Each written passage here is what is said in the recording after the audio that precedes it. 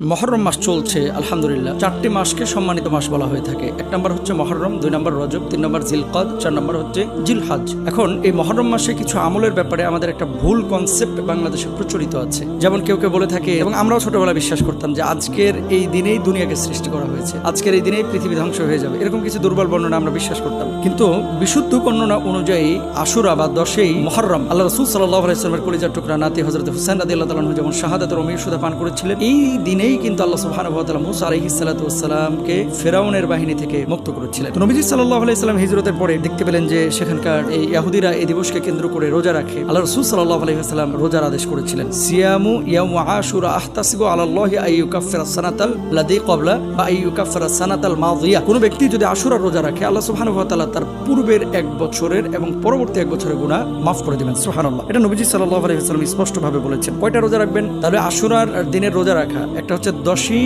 মুহররম একটি রোজা, আরেকটি হচ্ছে 11ই মুহররম অথবা 9ই মুহররম। একটা রোজা রাখতে এই কারণে নিরুৎসাহিত করা হয়েছে, সেটা ইহুদিদের সাথে মিলে যায়, তারা একটা রোজা রাখে। এজন্য আশুরার যতগুলো আমল আছে বা মুহররমের যে আমলগুলো রয়েছে, গুরুত্বপূর্ণ আমল হচ্ছে মুহররম মাসে আমরা আশুরার রোজা রাখবো 10 তারিখ, 11 তারিখ অথবা 9 তারিখ, 10 তারিখ। লাভটা কি? লাভটা হচ্ছে 1 বছরের গুনাহ পূর্বের এবং পরবর্তী 1 বছরের গুনাহ আল্লাহ সুবহানাহু ওয়া তাআলা maaf করে দিবেন। এটা গেল একটা বিষয়। শাহাদাতে কারবালা হযরত হুসাইন রাদিয়াল্লাহু তাআলা যে শহীদ হয়েছেন, এই কারণে আশুরাকে অনেকে মনে করেন যে আশুরা এই কারণেই শুধু গুরুত্বপূর্ণ। বিষয়টা কিন্তু এরকম না। হযরত হুসাইন রাদিয়াল্লাহু তাআলা তিনি যে শাহাদাতের অমীর সুদা পান করেছেন এবং আল্লাহ তাআলা তাকে শহীদ হিসেবে যে কবুল করেছেন, এখানে কি হিকমা এটা আল্লাহ তাআলাই ভালো জানেন। আহলে বাইতদের প্রতি ভালোবাসা, নবী পরিবারের সদস্যদের প্রতি ভালোবাসা, এটা প্রত্যেকটা মানুষের ঈমানি দায়িত্ব এবং নবীজি সাল্লাল্লাহু আলাইহি ওয়াসাল্লাম বলেছেন এই কথা। এর মানে এই না যে এই ভালোবাসার বহিঃপ্রকাশ ঘটাতে গিয়ে যেদিন নবীজি বললেন রোজা রাখতে, সেদিন আপনি সারাদিন শরবত খেয়ে কাটায় দিবেন। যেদিন নবীজি বললেন রোজা রাখতে, সেদিন আপনি কি করলেন? দিনের বেলা মিছিল করে, মিটিং করে আপনি পুরো সময়টাকে কাটায় দিলেন। যেদিন নবীজি বললেন যে আমলের মধ্যে থাকতে, সেদিন আপনি সারাদিন মাতম করে, পিঠ বুক খত করে আপনি কাটিয়ে দিলেন।